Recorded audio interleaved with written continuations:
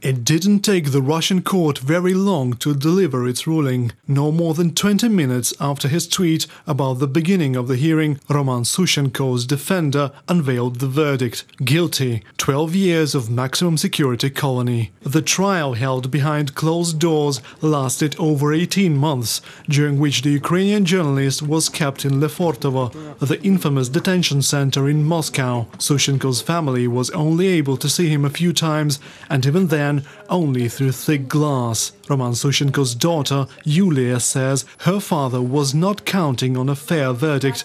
Before the final hearing, Roman managed to deliver a message to the family through his lawyer. It was just a few words, saying that everything will be all right, that he maintains faith and passes words of support for us. This is typical Roman. No matter what, even a situation like this, he always finds a way to comfort us. The 49-year-old Ukrainian journalist has been in Russian captivity since September 30th, 2016. Roman was arrested in Moscow while visiting his sick cousin. Russian authorities charged Sushchenko with espionage. According to the Russian Federal Security Bureau, the journalist worked for Ukrainian intelligence. For 6 years prior to his arrest, Roman Sushchenko worked as a correspondent for Ukrinform agency in France.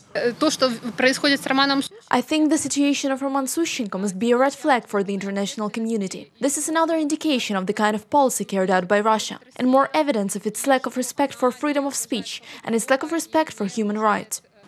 Sushchenko's colleagues are hopeful that following the verdict, the Ukrainian diplomacy will be able to arrange prisoner exchange in order to bring Roman home.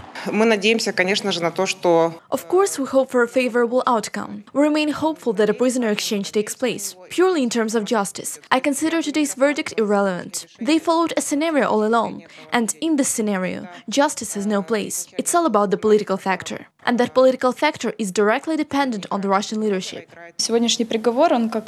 Theoretically, today's verdict opens the doors towards the exchange or any other way of liberation for my father, because the court procedures have been completed. There is no procedural reason that could make it impossible. The verdict is there, and therefore no procedural action is being taken regarding this person. So the path towards negotiations is open. We'll have to wait and see what Moscow's intentions are, because it only depends on Moscow on whether it is prepared to resolve this in a humane manner, through an exchange, like it was done a few times before, be it in an exchange of Sushchenko for Vyshinsky or for some of the other individuals. Roman Sushchenko's defense is set to appeal the verdict of the Moscow court as soon as possible.